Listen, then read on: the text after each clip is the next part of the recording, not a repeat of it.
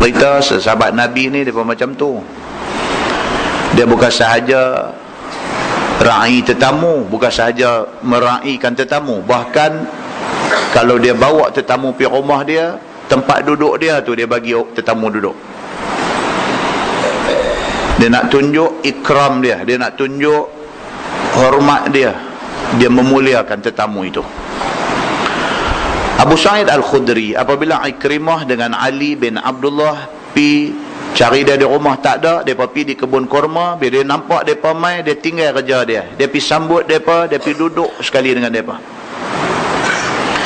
Faqala, maka kata dia, kunna nanqulu labinal masjid labinatan labinah. Ini lagi satu yang kata para sahabat Nabi, mereka tak sembang buang masa. Dia tak kira siapa mai pun dia nak cerita kenangan dia dengan Nabi. Yang tu aja. Ikrimah mai dengan Ali bin Abdullah mai, dia tak tanya depa mai nak buat apa, dia tak tanya depa mai ni pasal apa, dia tanya depa ni mai, dia sambut depa duduk terus cerita. Cerita apa? Cerita kenangan dan pengalaman yang dia lalui bersama dengan Nabi sallallahu alaihi wasallam. Dia kata kunna nanqulu labinal masjid labinatan labinah. Dia kata dulu, dia kata masa mai ke Madinah, aku ingat lagi Nabi SAW bila sampai di Madinah, mula-mula sekali Nabi buat masjid. Tuan, kita ingat balik cerita hijrah. Nabi dia mai daripada Makkah, dia nak mai ke Madinah. Sebelum dia masuk ke perenggan Madinah, dia singgah di satu tempat yang bernama Quba. Dan Masjid Quba itu adalah masjid yang pertama dibina oleh Nabi sallallahu alaihi wasallam. Maka dengan kerana itu Masjid Quba sampai hari ini dia sangat sentimental. Masjid Quba ni dia bukan sebarang masjid, dia masjid yang sangat sentimental. Seumur hidup Nabi sallallahu alaihi wasallam, Nabi akan khususkan hari Sabtu untuk Nabi pergi semayang di Masjid Quba sampai Nabi wafat. Kalau ada kenderaan, Nabi pergi dengan kenderaan. Kalau tidak ada kenderaan, Nabi berjalan kaki. Kok mana pun dalam seminggu, Nabi ambil sehari. Nabi pilih hari Sabtu untuk Nabi pergi ke Quba, untuk Nabi semayang di situ. Kerana dia sangat sentimental. Dia masjid pertama yang dibina oleh Nabi sallallahu alaihi wasallam. Sebab sampai kita hari ini pun, kalau kita ada rezeki, berkesempatan sampai di Madinah, jangan tak ziarah Masjid Quba. 3 hari 2 malam duduk di Madinah itu, jangan tidak ziarah Masjid Quba. Mesti kena pi, mesti kena ziarah, mesti kena sembahyang di situ. Kerana apa? Kerana itu sunnah Nabi sallallahu alaihi wasallam. Lepas itu Nabi bergerak daripada Quba, Nabi masuk ke Madinah. Bila Nabi sampai di Madinah, saya baru cerita saja benda ni di Masjid Al-Ustaq baru ni. Nabi sampai sahaja di Madinah, Nabi masuk saja, berebut Aus dan Khazraj, orang yang duduk di Madinah ni berebut nak semawa Nabi sallallahu alaihi wasallam, suruh duduk rumah mereka. Sebab Nabi mai, Nabi tak ada rumah nak duduk, berebut nak pelawar Nabi duduk rumah mereka. Nabi lepas unta dia, Nabi kata da'ha, biar pergi kat dia, biar pergi kat unta tu, jangan sampai kacau dia. Kerana dia ma'murah. Nabi kata kerana dia dah diperintahkan oleh Allah untuk nak pergi ke mana-mana. Berjalan unta Nabi ni, jalan sampai di tapak Masjid Nabawi hari ni. Dia duduk tuan-tuan. Nabi kata kita buat masjid di sini. Baru tanya, ni tanah siapa? Tanah kepunyaan 2 anak yatim. Nabi panggil terus anak yatim 2 orang ni. Terus Nabi kira bercara, Nabi beli tanah dia. Yang asal-asalnya tanah itu merupakan tempat jemuk tamar. Dan ada sedikit bangunan runtuh. Dan ada beberapa kubur orang kafir. Nabi beli, dan Nabi kata kita buat masjid. Abu Ayyub Al-Ansari mai dia ambil barang-barang Nabi SAW yang duk bergalah di unta Nabi tu, dia ambil, dia lari pergi rumah dia. Nabi senyum. Nabi kata,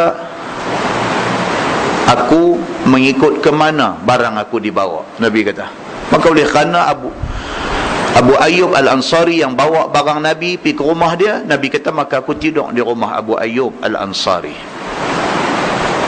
Muslimin dan muslimat yang dirahmati Allah sekalian, malam ni kita baca satu hadis cerita tentang Abu Sa'id Al-Khudri. Dia nak cerita balik kisah bina masjid ini. Kata Abu Sa'id Al-Khudri, kunna nanqulu labinal masjid labinatan labinah. Dia kata, aku masih ingat lagi, dia kata, cerita kenangan kami sama-sama bina masjid dulu.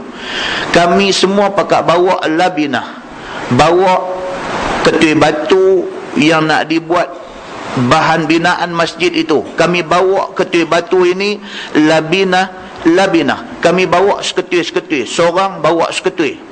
Wa kana Ammar yanqulu labinataini. Dia kata, tetapi Ammar bin Yasir, satu lagi sahabat Nabi, dia berlain pada orang lain semua. Dia bawa 2 ketui batu sekali bawa.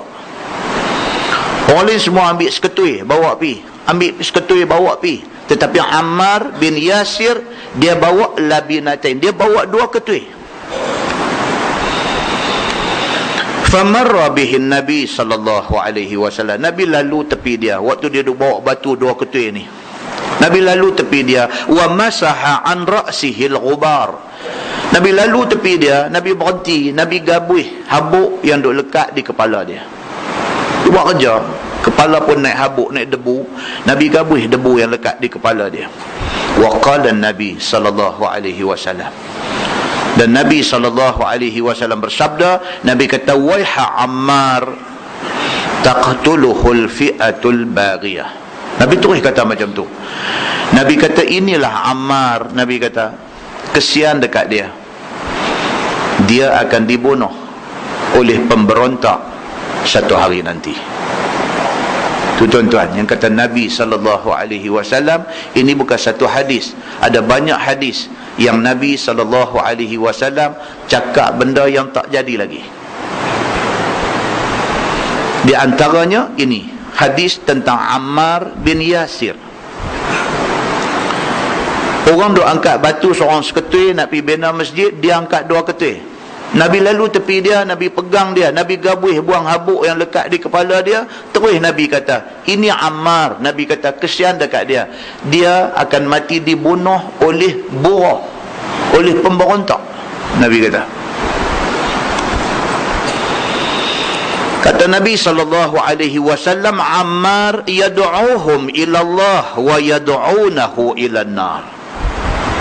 Kejadian itu berlaku, Nabi kata, macam mana? Di ketika Ammar mengajak manusia kepada Allah, tetapi buruh pemberontak ini, mereka mengajaknya ke neraka. Ammar satu hari esok dia terlibat dalam satu suasana pertelingkahan yang dahsyat.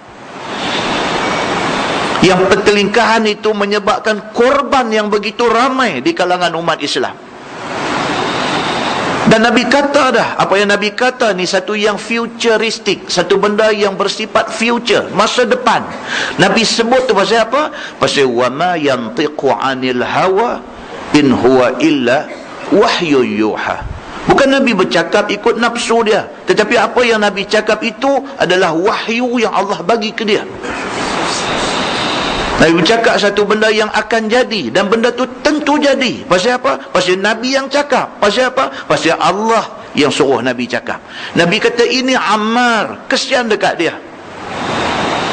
Pasal apa kesian dekat Ammar? Sebab Ammar, tuan-tuan, bapa dia siapa dia? Yasir. Mak dia siapa dia? Sumayyah. Kan yang Hijaz buat lagu Sumayyah tu. Mereka ni orang Yaman. Mereka mai daripada Yaman, mai ke Makkah dengan kerana nak cari saudara mereka yang hilang, yang kemudiannya terus duduk menetap di Makkah. Ammar ini kemudian dia dikahwinkan dengan Sumayyah, seorang perempuan hamba. Dapat anak. Di antara anaknya ialah Ammar. Bila mati saja bos dia terdedah kepada penderaan yang dahsyat daripada pihak musyrikin Makkah. Sehingga kan kalau kita baca di dalam sirah sahabat ini, Yasir dan Sumayyah ini didera, bukan sahaja ditahak, tak bagi makan, tak bagi minum di tengah padang pasir, bahkan mereka disalai di atas api. Yang Nabi SAW tengok tapi tak boleh buat apa, sebab orang Islam pada masa itu mustadhafin, sebab orang Islam pada masa itu golongan yang sangat lemah segala-gala. Tidak ada kuasa, tidak ada duit ringgit, tidak ada pengaruh yang kuat, tidak ada pengikut yang ramai. Jadi bila kena dera, doa saja, tak boleh nak buat apa. Bukan sahabat kena tak boleh buat apa, Nabi kena pun tak boleh buat apa. Kita bila baca cerita ni tuan-tuan, kita kena ingat balik, ni Islam yang ada dalam diri kita hari ni, Islam yang mai atas pengorbanan mereka ni. Islam nak mai kat kita hari ni bukan mai senang-senang, bukan dia mai secara mudah-mudah. Islam bukan mai dengan cara bergolek melayang. Islam mai ni dengan pengorbanan nyawa dan titik darah para sahabat Nabi ridwanullah alaihim ajma'in. Kita hari ini duduk di dalam satu comfort zone, di dalam satu suasana yang comfort, yang selesa, yang kita menerima Islam ini tanpa susah payah. Kita tak hargai Islam yang ada ke kita ni. Ammar bin Yasir daripada kecil, mata dia hanya melihat penderitaan. Daripada kecil dia tengok mak dia tengok ayah dia didera sampai mati. Ammar sehinggalah dia meningkat dewasa, dia ikut Nabi SAW hijrah ke Madinah. Sampai di Madinah dia terlibat dalam membina masjid yang pertama, Ammar, yang akhirnya Nabi SAW kata dia akan mati dibunuh. Nabi kata, maknanya sepanjang hidup dia melalui derita dengan Islam ini. Ammar mati pada ketika umur 90 lebih. Ammar mati di dalam perang Siffin, perang yang melibatkan di antara Ali bin Abi Talib dengan Muawiyah bin Abi Sufyan. Dia terlibat dalam perang itu dan Ammar memihak kepada Ali bin Abi Talib. Sebelum perang Siffin dia jadi perang Jamal di antara Ali dengan Aisyah. Bila habis perang Jamal, satu benda yang dicatat hitam di dalam sejarah Islam, berlaku pula perang Siffin. Yang perang Siffin ni berlaku bukan kerana berebut kuasa. Perang Siffin ni berlaku kerana salah ijtihad. Muawiyah bin Abi Sufyan bukan kerana gila kuasa, bukan kerana nak jadi khalifah, bukan kerana tu. Muawiyah bin Abi Sufyan berijtihad. Dia rasa Ali silap, pasal Ali delay, melambat-lambatkan hukuman ke atas pembunuh Osman. Dia tak puas hati benda tu. Dia minta Ali segera menangkap pembunuh Osman dan hukum. Pasal apa? Pasal Sayyidina Osman adalah tokoh hebat. Ditambahkan pula Osman adalah sepupu kepada Muawiyah bin Abi Sufyan. Apabila Sayyidina Osman mati kena bunuh, satu sahabat Nabi yang bernama Nu'man bin Bashir, dia ambil baju Sayyidina Osman yang berlumuran darah ni, kena bunuh dengan pemberontak yang tak puas hati dengan dia. Nu'man bin Bashir ambil baju Sayyidina Osman yang berlumur darah ni, dia kutip puntung-puntung jari isteri Sayyidina Osman yang terputus kerana mempertahankan suami dia. Nu'man kutip benda ni semua, bawa balik ke Syam, pergi tunjuk kepada Muawiyah bin Abi Sufyan. Dia kata, tengok apa dia buat kepada Osman. Muawiyah bila tengok macam ni, dia tak boleh terima benda ni. Dia kata, apa ni, orang sebaik Osman dibunuh. Dia tak boleh terima. Apabila Ali mengambil alih jawatan khalifah daripada Osman, Maka Muawiyah yang berkuasa, dia gubernur di Syam pada masa itu, yang berkuasa di Syam, dia desak Ali suruh segera tangkap orang yang bunuh Osman. Ali bukan tak mau tangkap, Ali perlu masa untuk nak betul-betul pegang orang yang bersalah. Lambat tu Muawiyah tak puas hati. Maka akhirnya Muawiyah berbincang dengan penduduk Syam. Dia kata, macam mana dengan kita ni? Ali ni nampaknya sengaja melambat-lambatkan hukuman ke atas pembunuh Osman. Jangan-jangan dia terlibat dengan pembunuhan ini. Dia mula duk main. Dia manusia, tuan-tuan. Keadaan masa tu kita kena faham. Keadaan masa tu. Maka dia himpun penduduk Syam. Dia kata apa? Aku mencadangkan supaya kita semua jangan setuju Ali menjadi khalifah. Penduduk Syam kata, okey, kami semua sokong tuan. Seluruh Syam tidak menyokong Ali menjadi khalifah. Bila sampai cerita, penduduk Syam yang dipimpin oleh Muawiyah bin Abi Sufyan tak mau nak bagi bai'ah, tak mau nak bagi taat setia kepada dia, kepada Sayyidina Ali. Sayyidina Ali tak puas hati. Dia himpun tentera, dia nak pergi attack Syam. Keadaan masa tu. Dalam kitab sejarah tulis kata, dia bawa 150,000 orang tentera untuk nak pergi ke Syam. Sampai pula kepada Muawiyah, kata Ali bawa 150,000 orang nak main serang dia. Dia himpun pula tentera dia, 130,000 orang keluar nak berhadapan dengan tentera Ali. Berjumpa di lembah Siffin. Kalau hari ini dia ada sebelah tenggara Syria. Di situlah berlaku perang Siffin. Muslimin dan muslimat yang dirahmati Allah sekalian.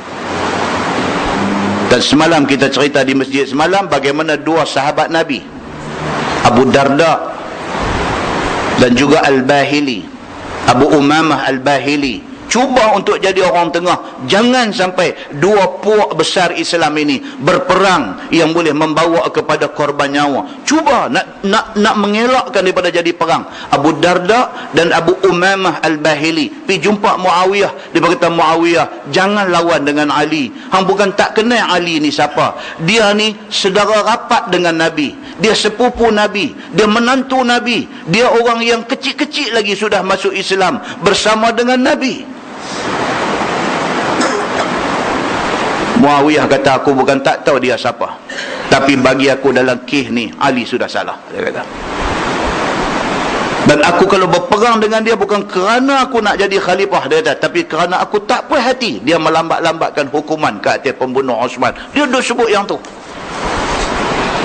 Akhirnya berlaku perang Siffin. Muslimin dan muslimat yang dirahmati Allah sekalian, satu sejarah telah tercatat korban bukan sikit, daripada 1,500 orang sebelah Ali, 1,300 orang di sebelah Muawiyah, yang korbannya beribu-ribu orang, yang akhirnya berakhir dengan peristiwa tahkim yang kita semua belajar di dalam sejarah masa sekolah dulu. Muslimin dan muslimat yang dirahmati Allah sekalian, Ammar terlibat di dalam perang Siffin itu, dan dia mati dibunuh di dalam perang Siffin itu. Muslimin dan muslimat yang dirahmati Allah sekalian, cerita dia nak mati kena bunuh disebut oleh Nabi SAW pada masa Nabi baru hijrah ke Madinah. Nabi dah sebut dah. Nabi kata, waiha Ammar taqtuluhul fi'atul baghiyah. Nabi kata, ini Ammar, ini orang baik, tapi malang bagi dia, dia akan mati kena bunuh dengan kelompok yang memberontak ke atas pemerintah Islam.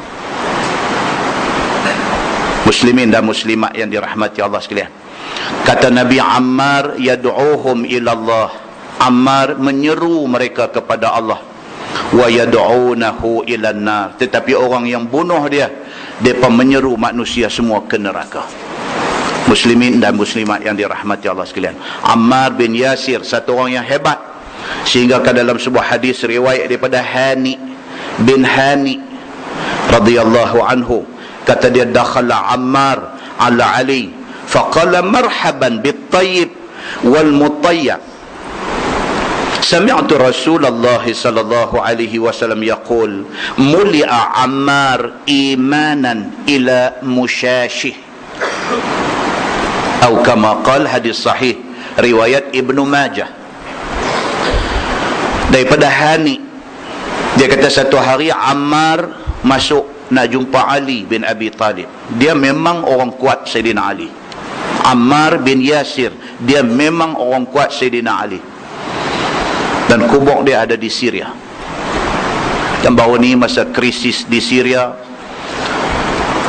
kubur dia sengaja dirosakkan, dihancur leburkan oleh pihak yang tertentu. Nah, daripada Hani bin Hani, dia kata satu hari Ammar masuk jumpa Sayyidina Ali bin Abi Talib. Faqala Ali marhaban bit-tayyibil mutayyab. Bila dia masuk saja, Sayyidina Ali kata dekat dia, bila tengok je Ammar bin Yasir masuk, Sayyidina Ali kata marhaban, selamat datang, bit-tayyibil mutayyab, kepada orang yang baik dan orang yang suka buat baik kepada orang. Ammar bin Yasir dikenali sebagai satu orang yang tayyib, satu orang baik, mutayyab, dan dia bukan saja dia baik, dia suka buat baik ke orang. Dua benda tak sama, tuan-tuan. Ada orang baik tapi dia tak suka buat baik ke orang, cuma dia baik. Tapi berbeza dengan Ammar bin Yasir, dia orang baik dan dia nak buat baik ke orang. Maka Ammar bin Yasir bila masuk, Ali sebut macam tu, dia kata marhaban, selamat datang kepada sahabat aku, bit-tayyibil mutayyab, yang suka buat baik, orang baik yang suka buat baik kepada orang. Kata Ali bin Abi Talib, sami'tu Rasulullah sallallahu alaihi wasallam yaqul, muli'a Ammar imanan ila musyashih. Kata Sayyidina Ali bin Abi Talib, dia kata aku pernah dengar Nabi sallallahu alaihi wasallam bersabda. Nabi kata, muli'a Ammar, Allah penuhkan diri Ammar ini imanan, dengan keimanan. Sayyidina Ali kata, aku pernah dengar Nabi kata tentang Ammar ini. Nabi kata Ammar bin Yasir ini muli'a Ammar imanan. Ammar bin Yasir, Allah penuhi diri dia ni dengan keimanan, ila musyashih, yang keimanan itu sampai ke lubuk hati dia. Nabi puji Ammar bin Yasir ini. Nabi kata Ammar satu orang manusia yang diri dia penuh dengan keimanan, dan iman yang ada pada Ammar itu sampai ke lubuk hati. Makna dia orang bagus sungguh. Muslimin dan muslimat yang dirahmati Allah, bukan senang tuan-tuan nak jadi orang baik sungguh ni, bukan senang, bukan buat-buat baik, dia memang baik. Dan kita pernah dengar orang cerita, kadang ada orang cerita, dia kata, ustaz, saya ni bukanlah nak kata ayah saya ustaz, ni setengah orang cerita, ayah saya ustaz, dia kata seumur hidup saya tak pernah dengar ayah saya bercakap tak elok tentang orang lain. Itu orang baik sungguh tu. Satu orang kata, dia kata ustaz, saya nak cerita pasal ayah saya ni. Dia kata saya seumur hidup saya, daripada saya kecil sampai saya tak pernah dengar, telinga saya tak pernah dengar ayah saya bercakap huduk, bercakap tak elok ke orang. Saya tak pernah dengar. Kalau mak saya buka mulut start nak cerita pasal orang, dia panggil pergi. Dia tak pernah cakap tak elok ke orang, dan dia tak suka orang nak dengar orang bercakap tak elok ke orang. Itu orang apa? Orang yang memang hati dipenuhi dengan keimanan ila musyashih, yang sampai ke lubuk hati, dia baik sungguh. Berbahagialah orang yang dapat macam tu. Muslimin dan muslimat yang dirahmati Allah sekalian. Hebat Ammar bin Yasir ini, kalau kita tengok dalam sebuah hadis riwayat daripada Tharwan bin Milhan radhiyallahu anhu. Kata dia, kunna julusan fil masjid, فمر علينا عمار بن ياسر فقلنا له حدثنا ما سمعت من رسول الله صلى الله عليه وسلم يقول في الفتنة. فقال عمار سمعت رسول الله صلى الله عليه وسلم يقول يكون بعدي قوم يأخذون الملك يقتل عليه بعضهم بعضا. Qala Tharwan, qulna lahu law haddathana ghairuk ma saddaqnahu. Qala Ammar, fa innahu sayakun. Atau kama qal, hadis riwayat Imam Ahmad. Daripada Tharwan bin Milhan radhiyallahu anhu. Kata Tharwan, kami duduk dalam masjid, tiba-tiba Ammar masuk. Kami tengah duduk dalam masjid, tiba-tiba Ammar bin Yasir, dia masuk. Faqulna lahu, sahabat-sahabat ni bila nampak Ammar, terus dia kata dekat dia, hadithna ma sami'ta min Rasulillah sallallahu alaihi wasallam yaqul fil fitnah. Dia nampak aja dia mai, dia kata dekat dia, dia kata, wahai Ammar, cerita mai dekat kami apa-apa hadis yang hang pernah dengar Nabi sallallahu alaihi wasallam cerita tentang hal fitnah. Dia ni satu orang yang macam tu. Ammar bin Yasir satu orang yang macam tu. Satu orang yang apabila orang nampak dia, orang nak tanya ilmu dekat dia. Oh, bukan senang tuan-tuan nak jadi macam tu. Ada banyak hari ni pak lawak. Dia kata dia main kau nak dengar lawak. Apa ni? Ammar bin Yasir, dia known as very knowledgeable person. Dia ni dikenali sebagai satu orang yang sangat berilmu. Dia tak bercakap kosong, dia tak merepek. Bila nampak aja dia mai, dia masuk dalam masjid, sahabat ni terus kata, Ammar, cerita dekat kami apa benda yang hang pernah dengar daripada Nabi SAW, terutamanya tentang fitnah akhir zaman. Qala Ammar kata, sami'tu Rasulullah sallallahu alaihi wasallam yaqul yakunu ba'di qaum ya'khuduna al-mulk. Dia kata di antara benda yang aku pernah dengar Nabi sallallahu alaihi wasallam bersabda, Nabi kata apa? Esok menjelang kiamat esok akan berlaku satu keadaan di mana ada kaum yang berebut nak kuasa. Al-mulk maksudnya kerajaan, kuasa, power. Ammar kata Nabi ada bagi tahu. Nabi kata menjelang kiamat esok, kuasa politik menjadi kegilaan semua orang. Nabi SAW kata akan berlaku di akhir zaman esok ni, qaumun ya'khudhunal mulk, kumpulan manusia yang berebut-rebut nak kuasa. Yaqtulu alaihi ba'duhum ba'dah, yang gelut politik ini sampai membawa kepada berbunuh-bunuh di antara sesama sendiri. 1400 tahun dulu Nabi kata politik ni akan menjadi satu benda yang boleh menjadi punca kepada orang berbunuh-bunuh.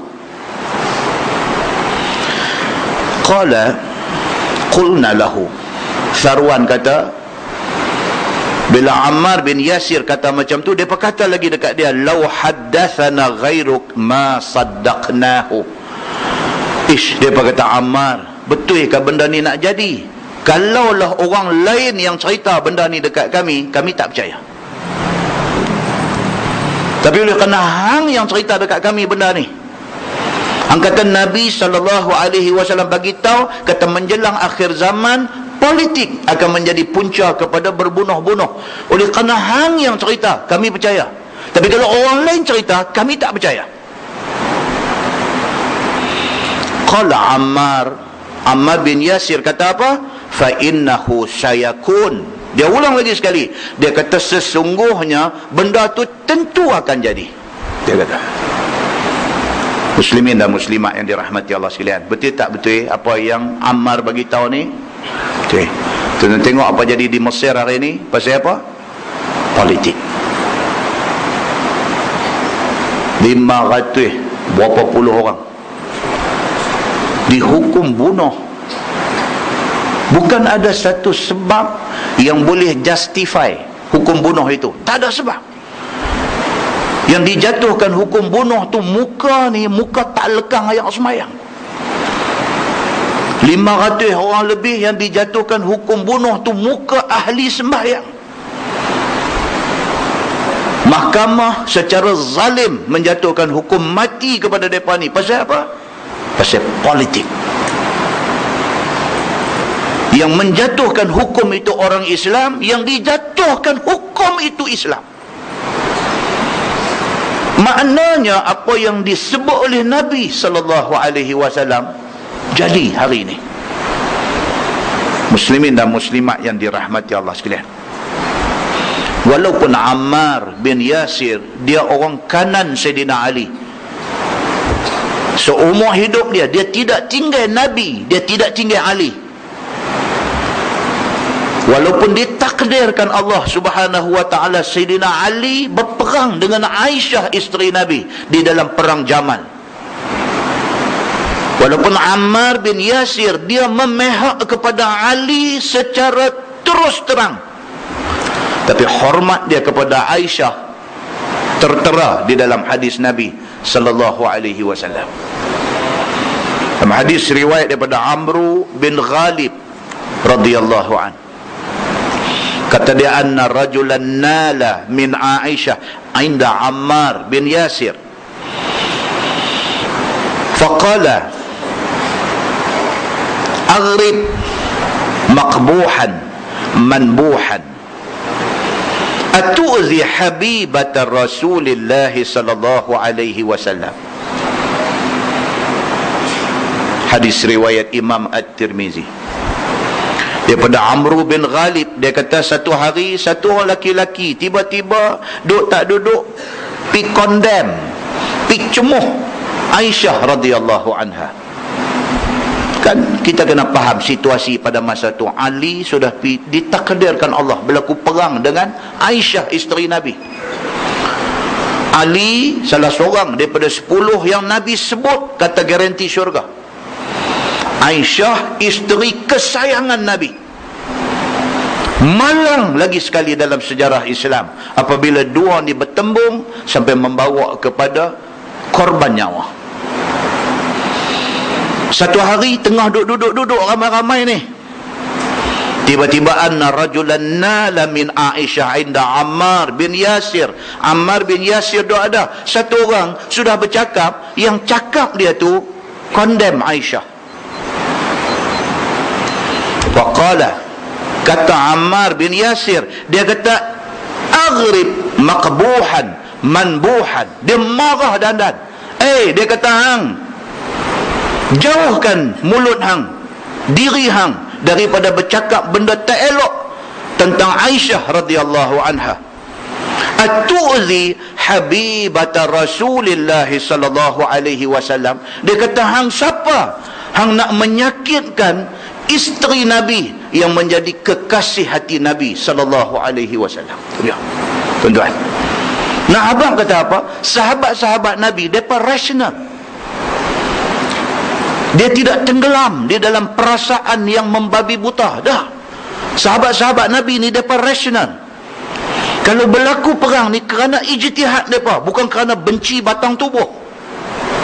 Kita hari ni, kebencian di kalangan kita ni merayap sampai ke batang tubuh.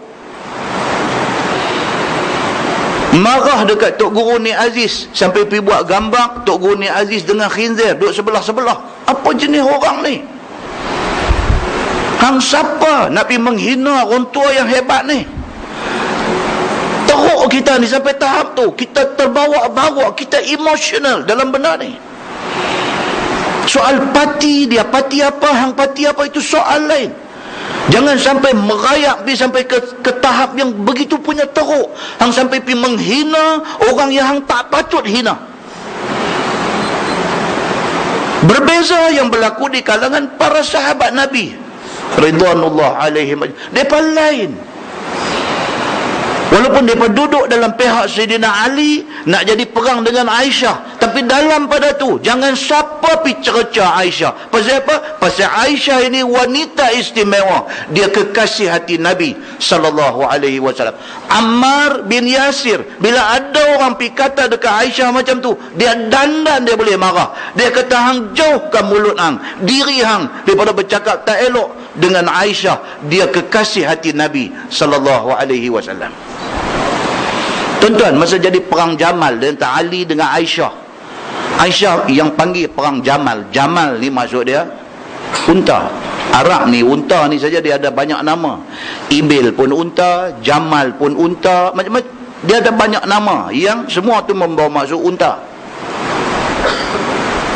Jadi kalau kita ada nama Jamal Pak Tongko ke apa, itu masalah lah.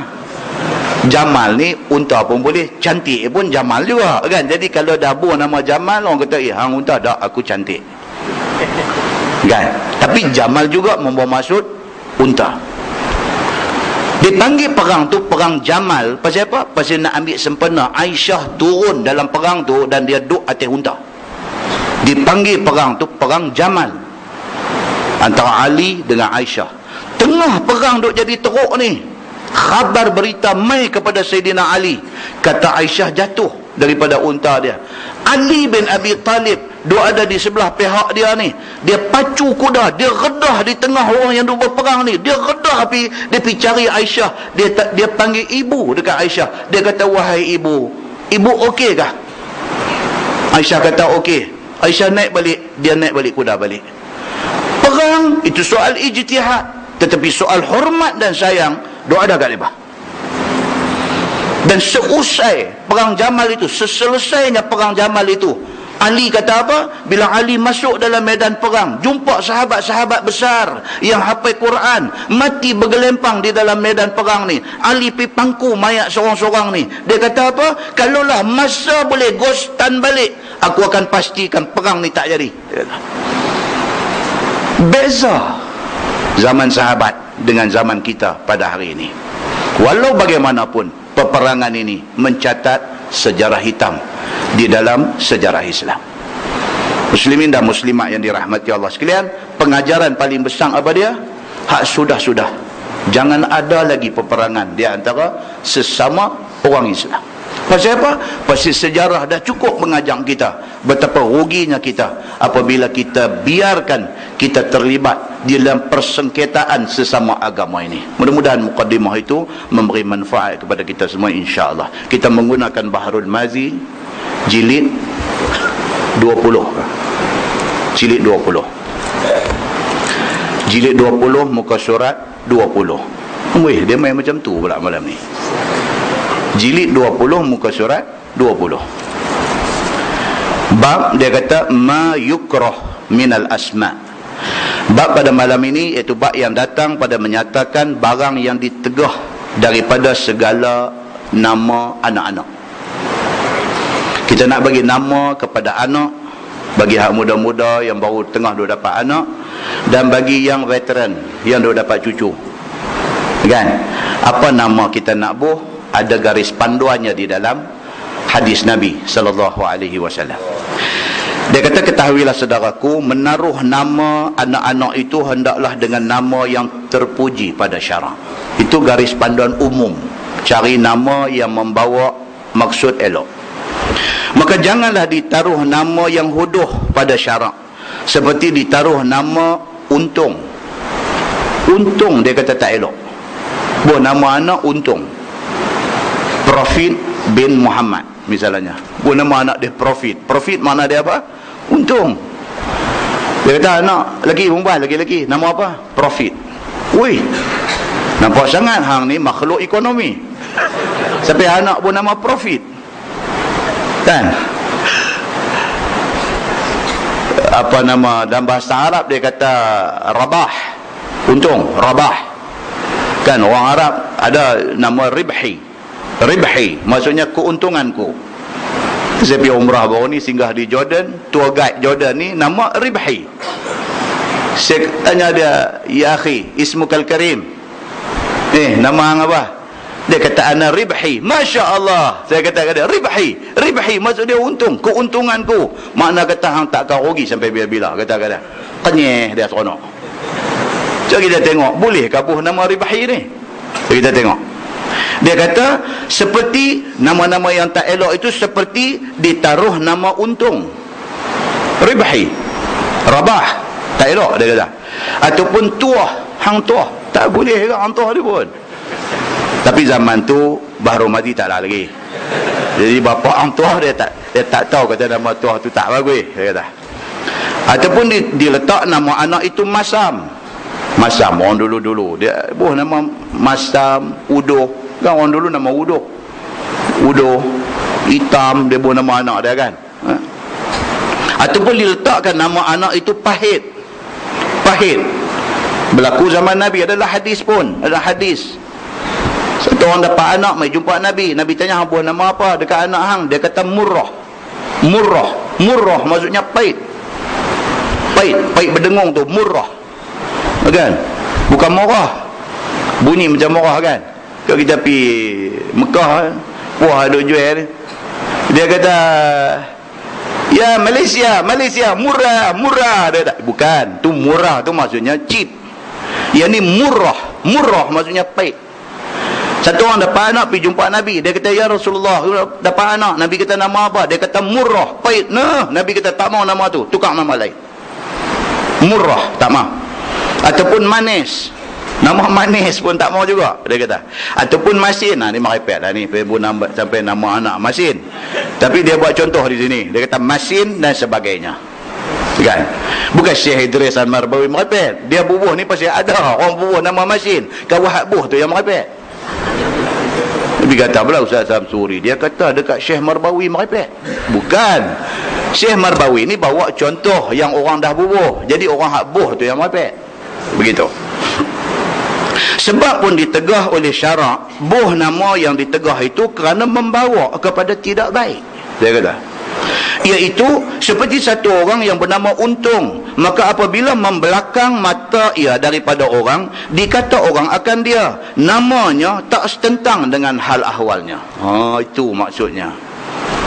Buh nama anak sedap. Nama apa? Taqiyuddin. Taqiyuddin, makna dia apa? Satu orang yang bertakwa dalam agama. Taqiyuddin, perangai Masya Allah kan? Kan? Saya pengalaman masa duduk mengajar sekolah, masa di Irsyad dulu, saya kena pergi buat test budak-budak di sekolah, budak Nakai di Teluk Tawang tu. Dia ada sekolah budak Nakai di situ. Saya kena pergi test di sana. Dia pun hantar kita, macam dah tak ada orang lain, dengan duduk dalam kerawat besi keliling apa pergi nak test budak-budak ni. Budak-budak ni memang budak tak mau mengaji. List nama tu ada. Main dekat satu orang tu, panggil nama dia, tak ada. Nama apa? Jibril. Masya Allah.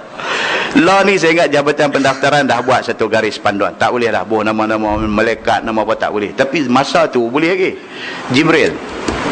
Saya kata, mana Jibril? Dia kata, tak ada, dia belah. Dia kata, dia rabat pagang kerawat tu, dia lepas, dia lari. Ni yang kata Syekh Jibril ni. Yang dia nak beritahu dalam kitab ni, nak buh nama anak ni patut padan lah. Hampir bubuh Jibril, tetapi masuk sekolah budak jahat. Leceh lah, dia tahu Jibril boleh masuk metang ni. Yang masuk tu bukan Jibril alaihi salam. Yang ni Jibril bin apa ni? Kan? Jadi dia kata di sini, jangan nak buah nama yang nama tu kemudiannya sampai nak membawa kepada jadi tension budak tu. Pasal apa? Dia kata nama itu tidak setentang dengan hal ahwalnya. Bila dilihat akan ahwalnya, celaka. Dia kata di sini, dia tulis celaka. Buah nama ni hebat. Saifullah nama. Saif maksudnya apa? Pedang. Saifullah, pedang Allah. Masuk sekolah jahat juga. Nampak? Jadi nama tu tak padan dengan kelaku budak tu di kemudian hari. Maka dikata orang akan dia, nama sahaja untung tetapi celaka. Dia jadi fitnah. Orang nanti duk kata macam-macam, nama. Itu zaman lah kan.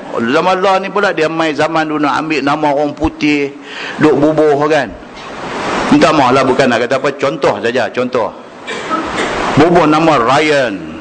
Dengar Ryan. Kali-kali, 2 kali 3 pun tak boleh nak apa. Nama macam. Jadi kita masa nak buah nama tu, jangan sampai budak tu jadi tension esok ni. Dia kata, pak aku tak guna, bagi nama hebat-hebat ni, aku bukan cerdik kat pun. Dia marah kita balik. Buah patut-patut aja kan. Tengok Nabi, sahabat-sahabat Nabi, nama apa? Ali, Osman, Umar. Lagu tu ya nama. Tapi jadi orang yang terbilang. Muslimin dan muslimat yang dirahmati Allah sekalian, dengan kerana itu maka sudahlah membawa kepada tidak baik. Bila jadi macam tu, jadi tak elok lah. Cikgu-cikgu pun kata, nama hebat, kata, tapi ya Allahu Akbar, sampai tak arti apa langsung. Cikgu ajak matematik ni sampai tulis sampai patah kapung. Patah tu bukan pasal apa, pasal nak marah ni. Dua ajak lebih 11 kali dah tak hati lagi. Tulis sampai patah kapung. Sampai ambil kapung baling keluar. Kata, budak ni apa ni? Awak hang benar sangat. Mak hang bagi makan apa? Dia merepek lah. Dia merepek. Nampak? Tuan-tuan ingat jadi cikgu senang. Dia meh je ni tak mau mengaji ni. Lepas tu dia tak cerdik tu satu bab. Tak apalah tak cerdik tu. Lepas tu jahat. Betul-betul test cikgu ni. Kira jentik cikgu ting-ting-ting duk test tengok cikgu ni. Temperature ni duk naik sampai merah. Sampai naik merah muka ni. Duk kontrol. Tak mau nak marah.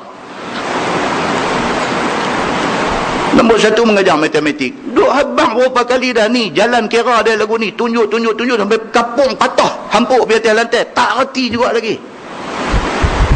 Nak buat macam mana dia tak reti. Bukan dia. Ada yang baik tapi tak reti. Cikgu pun kata, hang ni baik pun tak guna. Bodoh. Ya. La ilaha illallah. Tu pun tak kena juga. Cikgu tension kan. Tension bila kena budak macam ni. Pasal apa? Dia lagi budak ni gagal. Dia nak kena jawab. Dia kena jawab dengan sekolah. Sekolah nak kena jawab dengan pejabat pendidikan daerah. Pejabat pendidikan daerah nak kena jawab dengan jabatan pendidikan. Ni macam mana ni? Hampa budak-budak teruk sangat ni. Peratus lulus rendah sangat. Tension. Duk mengajar tak boleh. Duk abang berapa kali tak boleh. Dia kata, hang ni apa? Dia makan dedak agak. Dia main lagu tu. Tu kalau di Sweden 12 bulan masuk je. Dia duk mengajar lagu tu. Kan? Bukan senang tuan-tuan. Dia kena, orang nak jadi guru ni dia kena ada jiwa tu. Jiwa mendidik itu kena ada. Jiwa mendidik. Bila tak boleh ni selawat muih atas kepala dia. Selawat sampai kerir rengkung pun tak boleh kan. Sudah bila kang. Kan? Allahu Akbar tuan-tuan. Kan? Jadi dia nak balik mai kepada apa? Kepada cerita bagi nama ni. Bagi nama ni janganlah sampai bergerun sangat dengan tak padan dengan budak yang nak menanggung nama tu. Tak padan dengan dia. Kesian kat dia. Bagi nama simple-simple ya kat dia. Kalau apa-apa pun orang tak kata sangat kat dia. Begitu. Dan ada tersebut je dalam setengah hadis. Seperti hadis yang dikeluarkan oleh Imam At-Tirmizi. Setengah daripada nama yang tidak dibenarkan oleh syarak. Buh bagi seseorang pada anak itu. Iaitu kata hadisnya. An Umar bin Al-Khattab radhiyallahu anhu qala. Qala Rasulullah sallallahu alaihi wasallam. La anhayanna an yusamma rafi' wa barakah wa yasar. Tu hadis dia. Maksudnya apa? Diriwayatkan daripada seorang khalifah Nabi sallallahu alaihi wasallam. Nama dia Umar bin Al-Khattab radhiyallahu an. Kata dia sabda Nabi sallallahu alaihi wasallam, demi ditegahkan bahawa letak nama dengan nama Rafi'. Tanjung banyak nama Rafi' kan? Rafi'. Rafi' ni maksudnya apa? Angkat tinggi. Rafi'. Kan? Rafa'a yadain. Rafa'a yadain. Angkat dua tangan. Rafi' maksudnya angkat tinggi. Dan nama Barakah, buah nama anak Barakah, ataupun nama Yasar. Yasar juga membawa masuk untung. Makna bagus dah. Rafi' maksudnya tinggi. Bubuh nama Barakah, bagus, berkat. Buah nama Yasar maksudnya untung, bagus dah. Tapi hadis Nabi larang, tak bagi buah nama tu. Cuba kita tengok pasal apa. Dia kata masalah nama tidak baik itu mengapa ditegah syarak taruh bagi budak-budak itu. Kata dia sebab pun ditegah oleh syarak adalah kerana adalah nama seperti tuah ataupun untung ataupun sebagainya itu asalnya nak mengambil sempena mulut dengan memanggil yang demikian itu. Tiba-tiba terbalik jadi celaka pula. Orang pergi bubuh nama anak dia Rafi', dia angkat tinggi. Dia tujuan buah nama tu, tujuan dia apa? Jadi doa. Bila orang panggil Rafi', mai tak Rafi', duk panggil dia, angkat dia naik dengan harapan benda tu jadi doa. Satu hari dia diangkat Allah, duduk di tempat yang mulia. Tujuan macam tu dia kata. Tiba-tiba dia kata pergi jadi terbalik daripada tu. Kerana apabila ditanya orang akan orang yang bernama Tuah ataupun Untung itu, adakah si Untung ataupun si Tuah itu ada di sana, maka jawab orang tidak, maka maknanya tidak ada, maknanya terlintas dalam hati orang tidak ada Tuah ataupun tidak ada Untung. Dia pergi jadi ikut tu pula dah. Boh nama Tuah, orang tanya Tuah ada tak? Tuah tak ada. Tuah tak ada, celaka. Tuah, bila Tuah tak ada kat kita, malang lah tinggal kat kita. Nampak tak maksud hadis ni? So Nabi kata tak usah buh nama tu. Pasal apa? Takut dia jadi terbalik. Orang main di rumah tanya, makcik ni Tuah ada tak? Mak dia pun abang, Tuah tak ada. Tuah tak ada, tinggal malang lah kat abang. Dengan kerana tu Nabi kata tak usah lah buh nama tu. Takut kot sekali dia pergi jadi terbalik. Orang faham kata, Allah rumah ni leceh, Tuah tak ada rumah ni. Tuah tak ada rumah. Tapi orang kata Tuah tak ada, maknanya tinggal malang dalam rumah tu. Dia nak abang macam tu dekat kita. Dan jadi senang berlari pada faham orang yang mendengarnya, yakni celaka ataupun rugi. Orang faham macam tu. Bila tak ada Tuah, makna tinggal malang ataupun celaka ataupun rugi. Dengan kerana itu sudahlah ia tidak bagus. Demikian itulah datang hadis akan tegahnya. Dan satu hadis dikeluarkan oleh Imam At-Tirmizi, kata dia an Samurah bin Jundub anna Rasulullah sallallahu alaihi wasallam qala la tusammi ghulamaka Rabah. Dia mainlah. Wala Aflah wala Yasar wala Najih yuqalu lahu athamma huwa faqala la. Diriwayatkan oleh satu sahabat Nabi SAW, nama dia Samurah bin Jundub radhiyallahu an, bahawasanya Nabi SAW bersabda, janganlah engkau taruh nama budak engkau dengan nama Rabah yang bermakna untung, dan janganlah letak nama Aflah yang bermakna menang, dan janganlah letak anak nama Yasar artinya betuah, dan janganlah letak anak nama Najih artinya menang. Kan banyak orang ini buah nama anak Najihah, Najih. Maksudnya apa? Menang. Dia kata. Sebab pun tidak diberi syarak memberi nama yang demikian itu, kerana apabila ditanya orang baginya, adakah di sana si Tuah, maka jawabnya tidak ada. Maka terlintahlah pada orang itu tidak ada Tuah, yakninya celaka. Dia kata. Kata At-Tirmizi, ini hadis hasan lagi sahih. Nampak tak tuan-tuan? Benda ni bukan ulama kata, Nabi kata. Nabi melarang benda ni sebab takut jadi salah faham. Takut jadi salah faham. Baik.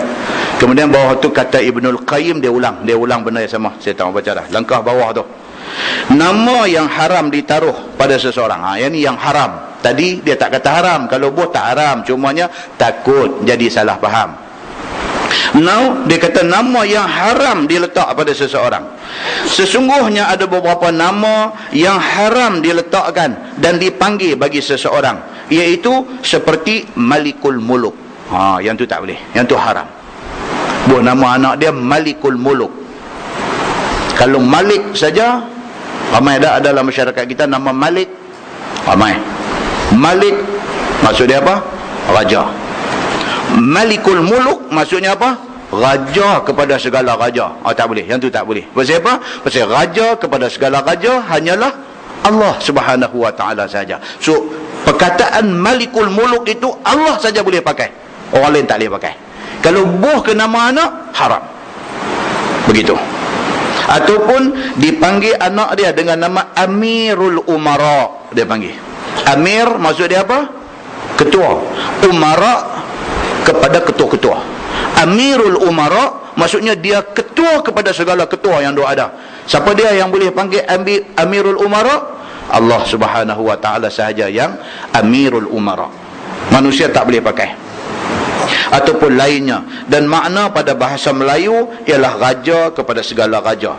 Bermula dalil yang menunjukkan atas tegah bubuh nama yang demikian itu adalah hadis yang menunjukkan atas haram mengerjakannya, iaitu hadis Nabi an Abi Hurairah radhiyallahu anhu, yablughu bihi Nabi sallallahu alaihi wasallam qala akhna ismin 'inda Allah akhna'u ismin 'inda Allah yaum al-qiyamah rajulun tasamma bi malikil amlak Diriwayatkan daripada satu sahabat Nabi sallallahu alaihi wasallam, nama dia Abu Hurairah radhiyallahu anhu.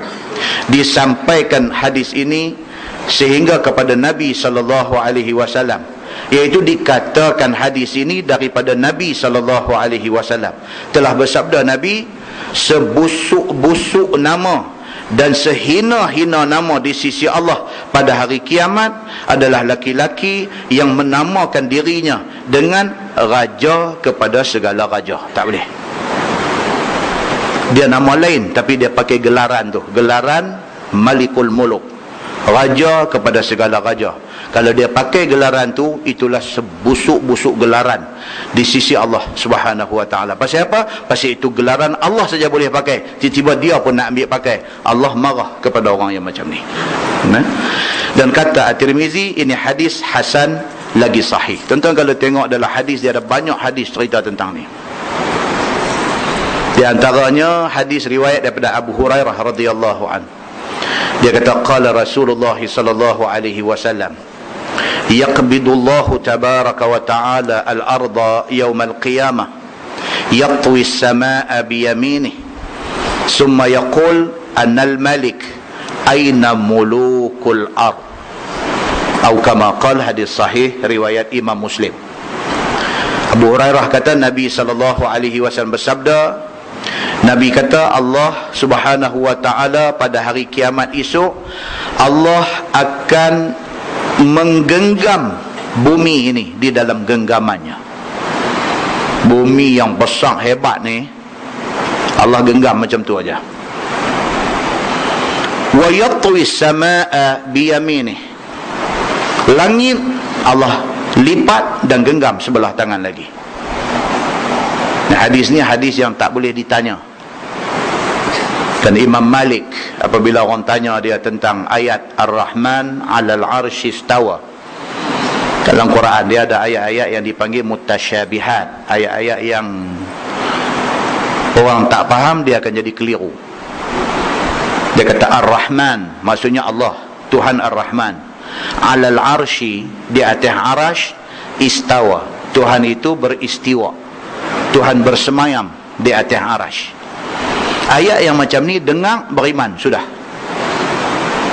Terus saya tanya, bila orang tanya Imam Malik, wahai Imam, ni cerita ayat-ayat ni macam Ar-Rahman 'alal 'arsy istawa, Tuhan Ar-Rahman bersemayam di atas arasy ni, macam mana nak jawab macam mana?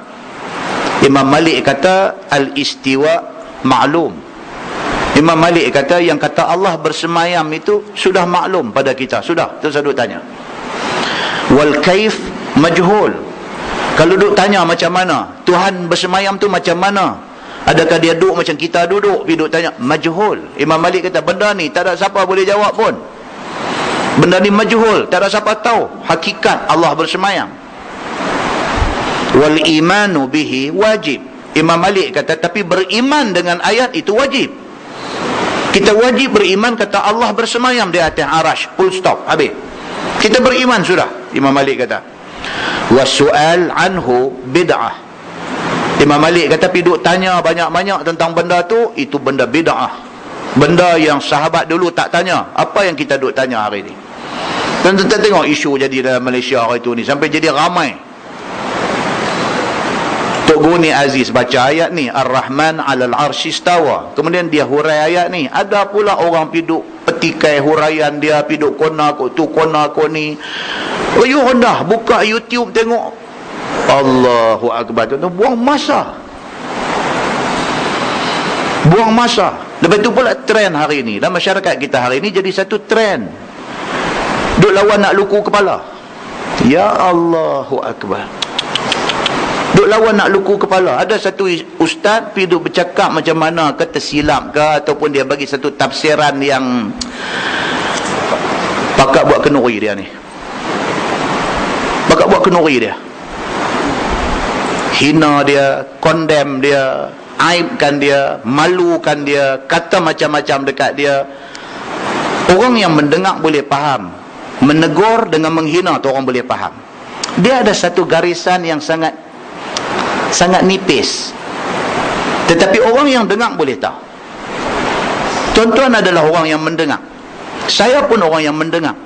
Bila saya buka YouTube tengok, hati kecil kita boleh tahu dia ni betul-betul dia menegur kesilapan ke, dia mengambil kesempatan untuk menghina orang tu.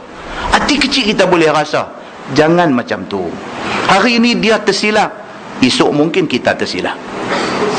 Kalau hari ni kita condemn dia sampai tak simpan sikit pun, tak reserve sikit pun, apa kata kalau esok kita tersilap, orang buat macam tu dekat kita? Muslimin dan muslimat yang dirahmati Allah sekalian, paling cantiknya apa dia? Satu SMS saja dekat dia. Nombor telefon bukan susah nak carilah ni, satu SMS saja. Dan dia pun bila baca SMS tu, dia wajib kena cek balik, aku kata tu bertepatan tak dengan agama punya kata. Kalau dia nampak macam dia silap, lagi satu punya kuliah, dia buat correction balik. Saya minta maaf tuan-tuan, hari tu saya mungkin terlanjur cakap, saya tarik balik. That's all. Jangan sedih tuan-tuan, sedih. Kita sepatutnya bergabung membina kekuatan, tetapi tak, kita hari ini tak bergabung membina kekuatan, kita saling melemahkan di antara satu sama lain. Ra'i perbezaan pendapat yang patut padan. Kalau kesilapan itu membawa kepada yang keterlaluan, satu SMS dekat dia cukup. Dan orang yang menerima SMS wajib kena cek balik, recheck balik. Kadang-kadang selama ni kita punya faham tu tak betul, tapi itu yang kita faham selama ni. Bila ada satu orang tegur kita recheck balik, cek balik, oh, baru kita dapat. Macam semalam saya duduk sembang lepas kuliah, berapa banyak benda dalam masyarakat ni yang kita duk faham selama ni macam tu, rupanya macam lain. Selama ni kita duk faham kata cerita Alqamah derhaka ibu tu betul. Hari ni baru tahu rupanya tak ada hadis pun cerita benda tu, tetapi dia satu cerita yang sangat masyhur. Bila cerita je pasal anak derhaka mak, terus kata hang nak jadi Alqamah ke, esok hang nak mati, nak mengucap tak boleh. Rupa-rupanya cerita Alqamah itu tidak bersabit daripada hadis yang sahih.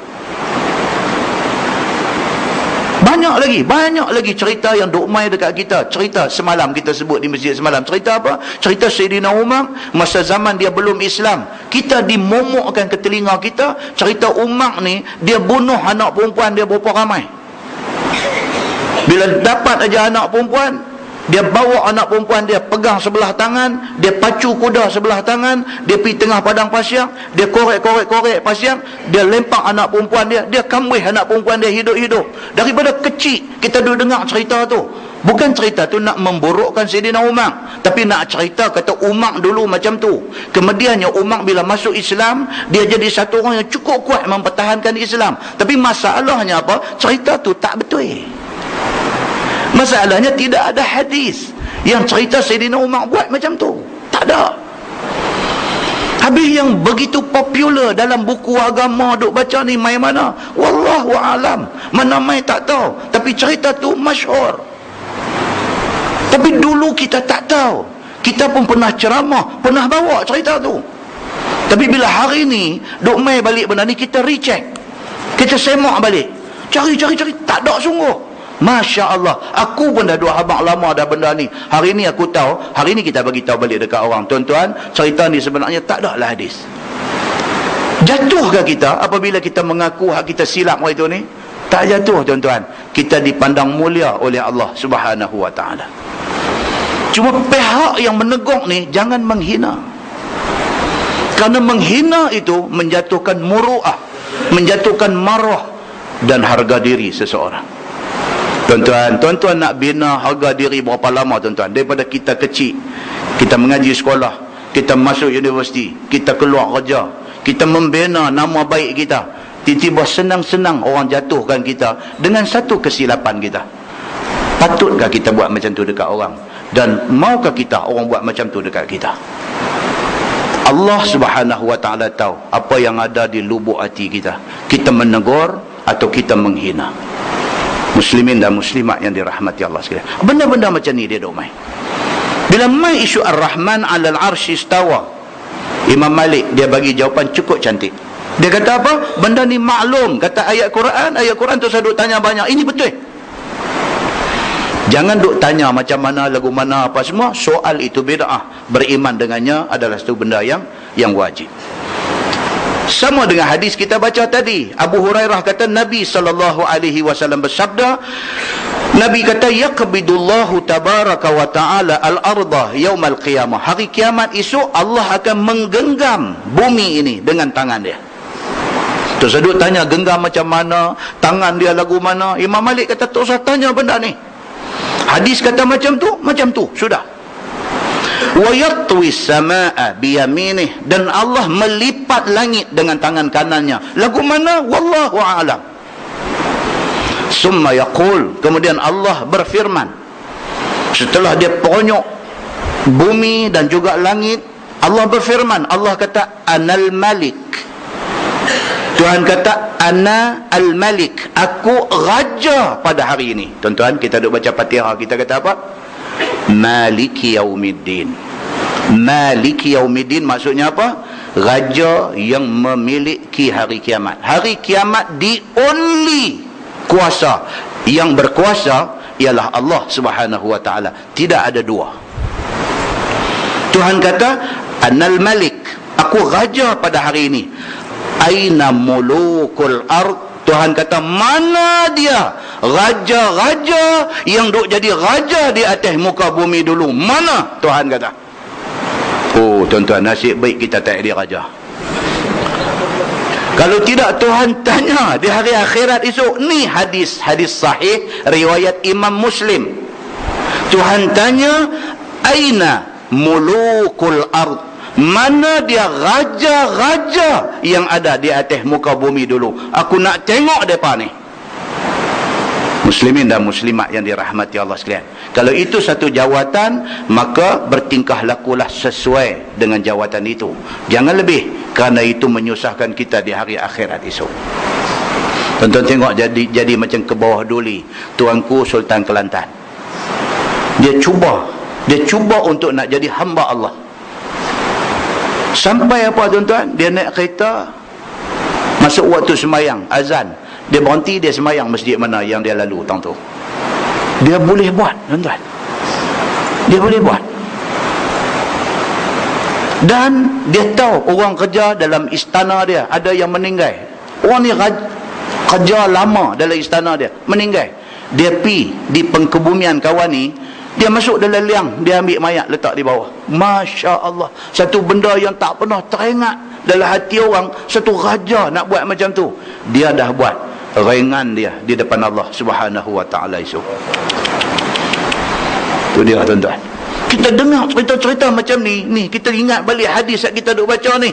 Selamat dia insya-Allah di depan Allah Subhanahu wa ta'ala esok. Kerana Allah tak suka kepada orang yang sombong dengan gelaran-gelaran ini. Muslimin dan muslimat yang dirahmati Allah sekalian, kata Qastallani di dalam Irsyadus Sari, dan telah ditambah oleh Ibnu Abi Syaibah pada riwayatnya di sisi Muslim, la malik illallah, artinya tiada yang memiliki melainkan Allah Subhanahu wa ta'ala. Maka ialah permulaan cakap bagi menyatakan sebab haram menamakan dengan nama itu. Tak boleh bagi nama Malikul Muluk ni semua, tak boleh. Pasal apa? Pasal itu Allah saja berhak guna nama itu. Dan dinafikannya jenis raja semua sekali. Dia tak kira raja apa, Raja Singgam ke, raja macam-macam raja ada di Malaysia ni, di Pulau Pinang lagi banyak raja. Dia kata, dia tak kira raja apa, kerana yang memilih sebenarnya tiada melainkan Allah saja. Yang betul-betul Malik ni, raja yang memiliki kuasa dan pemerintahan selama-lama ni, ialah Allah Subhanahu wa ta'ala saja. Semalam kita baca tafsir surah An-Nahl, dia metang ayat, lahu ma fis samawati wal ard, bagi Allah lah milik segala benda yang ada di langit dan di bumi. Kita cerita macam mana Allah memiliki bumi, macam mana Allah memiliki lautan yang ada di atas muka bumi ini. Tentu saja pun cukup lah, kita dah serot dah, takut dah kepada kebesaran Allah Subhanahu wa ta'ala.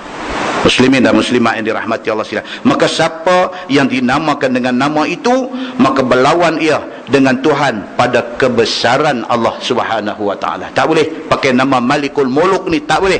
Pasal apa? Kita macam challenge Allah bila kita pakai gelaran itu, dan menyombong dirinya di depan Allah akan bahawa ada ia seorang hamba bagi Allah. Dia sombong seolah-olah macam dia bukan hamba bila dia menjadi malikul muluk, raja kepada segala raja. Tak boleh, dia kata. Dengan kerana itu jadilah dia kecewa di hari akhirat nanti. Katanya lagi, dan ambil faham daripada hadis itu, diharamkan letak nama dengan nama malikul muluk tadi, kerana dijanjikan dengan seksa yang keras kepada dia, dan dihubungkan dengannya barang yang ada ia pada maknanya seperti ahkamul hakimin. Itu gelaran Tuhan. Kita baca surah At-Tin, last kali dia kata apa? Alaisallah biahkamil hakimin. Bukankah Allah itu hakim kepada segala hakim? Jadi maknanya ahkamul hakimin itu Allah saja boleh pakai gelaran itu. Dialah hakim kepada segala hakim. Lain daripada Allah tidak boleh pakai gelaran itu. Yakni yang lebih betul hukum daripada sekalian hakim. Dan sultan as-salatin, sultan kepada segala sultan, tak boleh. Itu Allah saja yang boleh pakai gelaran itu. Artinya yang lebih kuasa perintah daripada sekalian pemerintah. Dan amirul umara, artinya raja bagi segala raja.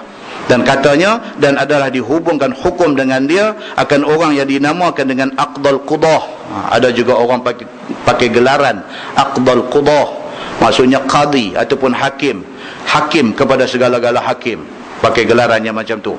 Gelaran aqdal qudah ini ada perbezaan pendapat ulama. Sebagai ulama kata tak salah, pasal dia tak melibatkan kepada gelaran Allah pakai. Sebagai ulama kata salah juga. Jadi sebaik-baiknya hindari perkataan afdal qudah itu. Dan begitulah seterusnya. Itu dia cerita benda yang sama. Wallahu a'lam. Lepas ni insya-Allah tuan-tuan kita masuk bab fi taghyir al-asma. Lepas ni kita akan masuk satu tajuk cerita tentang ubah nama.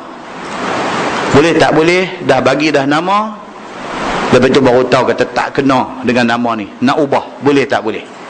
Dan dia akan bawa mai dekat kita hadis-hadis yang menceritakan tentang Nabi SAW sendiri, dia mengubah nama beberapa orang, bukan seorang, bukan dua orang, beberapa orang. Sama ada baru nak bagi nama, mai rujuk dekat Nabi, Nabi pangkah, Nabi tak bagi. Ataupun satu orang dah pakai dah nama tu, mai dekat Nabi, Nabi punggah nama tu, Nabi tukar nama lain. Jadi maksudnya apa? Boleh tak boleh tukar nama? Boleh, bahkan disuruh dalam hal-hal, dalam kes-kes yang tertentu. Kan contoh pernah dengar nama Sa'id bin Musayyib. Dia ditulis nama dia Sa'id bin Al-Musayyab. Ditulis nama dia macam tu. Tonton buka buku hadis, bila jumpa nama Sa'id bin Al-Musayyab. Tapi kononnya ada satu cerita, dia pesan kepada orang semua. Dia kata, tolong jangan panggil saya Sa'id Al-Musayyab. Panggillah saya dengan nama Sa'id Al-Musayyib. Dia kata. Pasal apa? Pasal nama Al-Musayyab tu nama pak dia. Nama Al-Musayyab itu maksudnya yang diasingkan. Bila orang address dia, orang panggil dia nama Sa'id Al-Musayyab, dia kata tolong jangan panggil aku Sa'id Al-Musayyab, panggil aku Sa'id Al-Musayyib. Kalau orang panggil juga aku dengan nama Sa'id Al-Musayyab, dia kata takut Allah akan mengasingkan hang daripada orang lain semua di hari akhirat esok. Dia tak bagi orang panggil sampai macam tu sekali. Dan dalam kes dia juga, dia bawa mai satu hadis Bukhari. Hadis Bukhari daripada Sa'id Al-Musayyib. Dia kata Tok Wan dia nama Hazan. Tok Wan kepada Sa'id bin Musayyib ni, nama dia Hazan. Dia ni Sa'id bin Musayyib bin Hazan. Itu nama Tok Wan dia, Hazan bin Abi Wahab. Tok Wan dia ni nama Hazan. Hazan ni makna apa? Duka cita. Kan tahun yang Khadijah wafat, lepas itu Abu Talib wafat, tahun tu dipanggil Amul Huzni. Amul Huzni, tahun kesedihan, tahun duka cita bagi Nabi. Huzni, Hazan. Jadi jangan buh nama anak ni Hazan ataupun Huzni ataupun Haznun, itu membawa maksud duka cita. Tok Wan kepada Sa'id bin Al-Musayyib, dia ni bukan sahabat Nabi, dia tabi'in. Tok Wan dia ni sahabat Nabi, tapi nama Hazan. Satu hari mai jumpa Nabi SAW. Bila mai Nabi tanya dia, Nabi kata masmuk. Masmuk Nabi kata, nama apa ni? Dia kata, ismi Haznan. Nama saya Hazan. Dia kata, Hazan maksudnya duka cita. Bila Nabi dengar macam tu, Nabi kata dekat dia, bal anta Sahal. Nabi kata tak mau nama Hazan. Padahal dia dah tua dah. Dia dah tua dah. Itu first time dia jumpa Nabi. Nabi tukar nama dia. Nabi kata tak mau, Hazan tak mau. Nabi kata tukar nama Sahal. Sahlun. Sin ha simpui tu, sin ha lam. Sahal. Nabi kata tak mau pakai Hazan, pakai Sahal. Dia jawab balik dekat Nabi. Dia kata, ma ana bimughayir isman samanihi. Saya tak akan tukar nama yang ayah saya bagi kat saya. Oh, bantah pula dia ni. Nabi suruh dia tukar. Dia kata dekat Nabi, oh, dia kata saya tak akan tukar. Ni nama bapa saya bagi. Saya tak akan tukar. Saya nak pakai nama ni juga. Saya nak pakai nama Hazan juga. Biar api duka cita pun duka cita api. Dia kata. Hadis Bukhari ni, hadis Bukhari, hadis sahih Al-Bukhari. Dia kata dekat Nabi macam tu. Dan Nabi tak paksa dia. Daripada sini ulama ambil kesimpulan hukum. Maknanya orang yang nama tak elok ni, kalau dia nak kekalkan nama tu, biar ke dia. Tak dipaksa. Islam tidak memaksa dia. Tapi sambung hadis tu kata Ibnul Musayyib, dia kata apa? Famazalati fina al-huzunah ba'du. Dia kata tuan aku seumur hidup dia berduka cita. Dia jadi lagu tu pula dah. Pada muka Nabi nak tukar bagi jadi lagi elok. Kalau pak penakan nak tukar, hang tak mau tak apa. Nabi nak tukar nama kepada nama yang lebih elok. Dia tak mau. Dia kata aku nak pakai nama hak pak aku bagi juga. Nabi tak kata apa. Terpulang gang. Ibnul Musayyib, cucu dia kata apa? Dia kata seumur hidup tuan aku, hidup dia di dalam huzunah, hidup dalam duka cita. Satu, pasal nama tu, duka cita. Yang kedua, pasal bantah Nabi sallallahu alaihi wasallam. Dia hidup di dalam duka cita. InsyaAllah tajuk yang akan datang, fi taghyiril asma'. Cerita tentang tukar nama. Dan dia akan mai kepada kita macam mana Nabi tukar nama beberapa orang sahabat.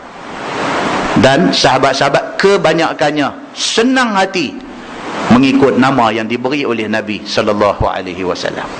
Kan macam gelaran Abu Hurairah, cerita tak tahu berpuluh kali dah. Abu Hurairah, nama Abdul Rahman, tapi Nabi panggil dia Abu Hurairah. Abu maksudnya bapa. Hirrah ni maksudnya apa? Kucing. Hirrah ni maksudnya kucing. Hurairah maksudnya apa? Anak kucing. Dalam grammar Arab, Hurairah ni dia panggil isim tasghir, nama kecil. Kalau Hirrah kucing, Hurairah anak kucing. Hamra merah, Humairah kemerah-merahan. Dia panggil isim tasghir dalam bahasa Arab. Abu Hurairah ni pasal apa? Pasal suka dengan kucing. Nampak kucing dia dandan, dia mai belah kesian ni, dia mai belah. Dia tak boleh. Belah dia, sayang dia kepada kucing ni bukan setakat ambil kucing cium tak tepi jalan dah. Dia ambil kucing boh lalu dengan baju dia. Ni yang kata Abdul Rahman bin Sakhar ni, yang kata Abu Hurairah ni, jumpa kucing boh sampai Nabi tengok dia, jumpa dia duduk dengar Nabi tanya apa, dia cakap anak kucing. Tengok lalu Nabi kata dekat dia, fa anta Abu Hurairah. Kalau macam tu hang ni pak kepada anak-anak kucing ni. Seronok dia bila Nabi panggil dia Abu Hurairah. Seronok dia ni, tak tahu nak abang. Itulah satu kenangan yang dia tak boleh lupa dia dengan Nabi. Nabi bagi dekat dia satu gelaran yang sampai kita hari ni kalau sebut Abdul Rahman bin Sakhar tak kenal. Abang kata Abu Hurairah, oh kenal. Kita kenal hak Nabi bagi tu daripada hak nama dia sendiri. Berbeza dengan Tuan Sa'id bin Musayyib. Nabi suruh tukar, dia tak mau tukar. Dia kata ni pak aku bagi, aku nak nama ni juga. Cucu dia kata apa? Sampai mati berduka cita. Nah, wallahu a'lam. Lepas ni kita akan tengok huraian detail tentang benda tu. Kemudian dia akan mai lagi fi asma'in Nabi sallallahu alaihi wasallam, cerita Nabi saja ada berapa nama. Yang kita tahu Nabi ni Muhammad, Ahmad, dua saja. Dak, nama Nabi ni cukup banyak. Sebahagian ulama kata ada 400 nama Nabi. Sebahagian ulama lagi kata no, 400 sikit. Nabi ada 1000 nama, dia kata. Kita akan tengok insya-Allah dalam tajuk yang akan datang. Ni cerita kata 400,000 ni, apa cerita dia? Adakah hadis cerita tentang benda ni? Kemudian dia mai fil jam'i baina ismin Nabi sallallahu alaihi wasallam wa kunyatih. Boleh tak boleh kita ambil nama Nabi, kita pi cantum dengan nama gelaran Nabi buat nama anak kita? Nabi nama apa? Muhammad. Gelaran Nabi apa dia? Abul Qasim. Abul Qasim itu gelaran. Boleh tak boleh kita dapat anak lelaki-lelaki kita buat nama Muhammad Abul Qasim? Boleh tak boleh? Tajuk yang akan datang insya-Allah. Kalau tak ada arai apa, kita akan sambung tajuk ni. Kita tangguh dengan tasbih kafarah dan suratul Asr. Subhanakallahumma wa bihamdika, asyhadu an la ilaha illa anta, astaghfiruka. Bismillahirrahmanirrahim. wal 'asr innal insana lillazina amanu wa 'amilus solihati wa tawassaw